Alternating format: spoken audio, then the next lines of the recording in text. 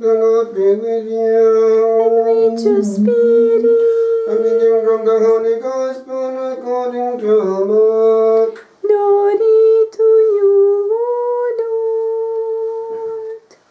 Jesus called the people to him and said, "Listen to me, all of you, and understand. Nothing that goes into a man from outside can make him unclean.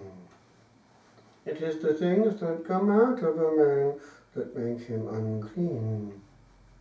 If anyone has ears to hear, let him listen to this." When he had gone back into the house, away from the crowd, his disciples questioned him about the parable. He said to them, "Do you not understand either? Can you not see that whatever goes into a man from outside cannot make him unclean? Because it does not go into his heart, but through his stomach, and passes out in the sewer." Thus he pronounced all foods clean. And he went on, "It is what comes out of a man that makes him unclean.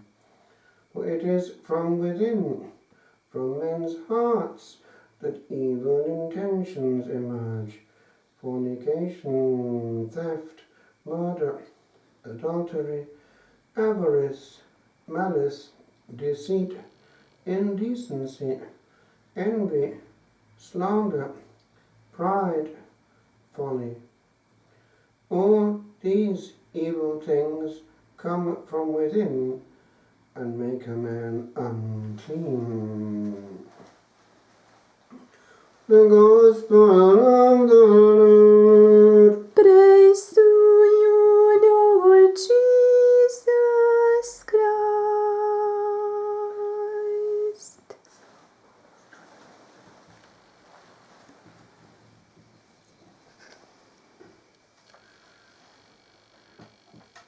There was one big difference between the Carthusian week and that of the Trappist week.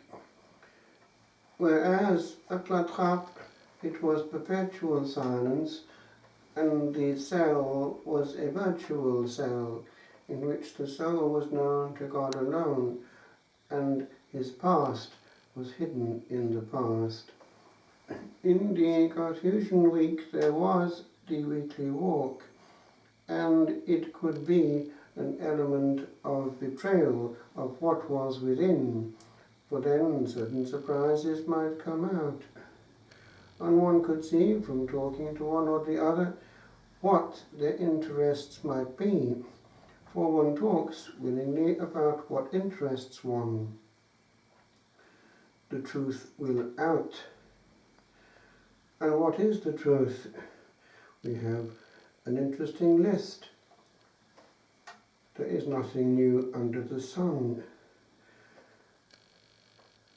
We have at the end of this list elements of envy and slander and pride and folly.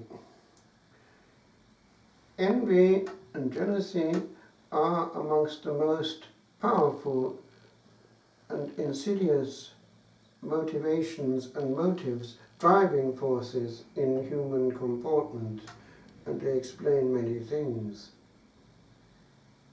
Slander is something that is akin to gossip, and one needs to be careful, for one has no more power over a word once it has crossed the frontier of the lips, whereas when it is still in one's mind, one has power over it. And the Lord is warning about that in this very passage. They make a man unclean.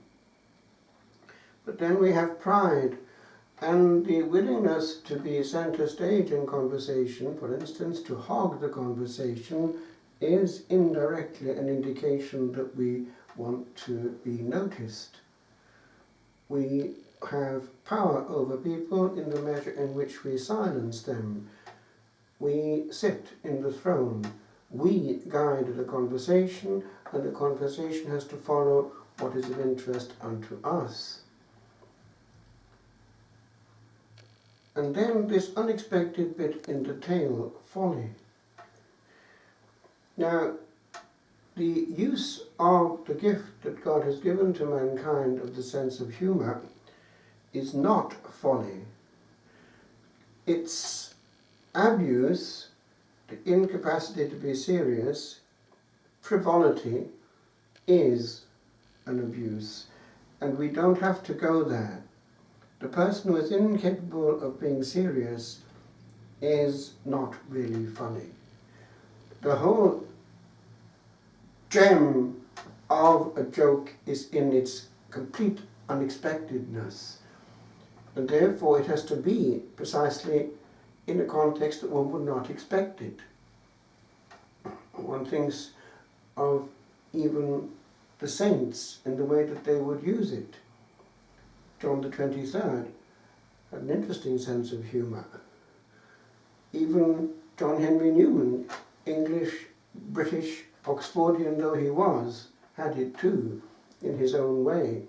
Manning, I'll have Gordons in Manning a quarter of an hour after his death. And so on we could go.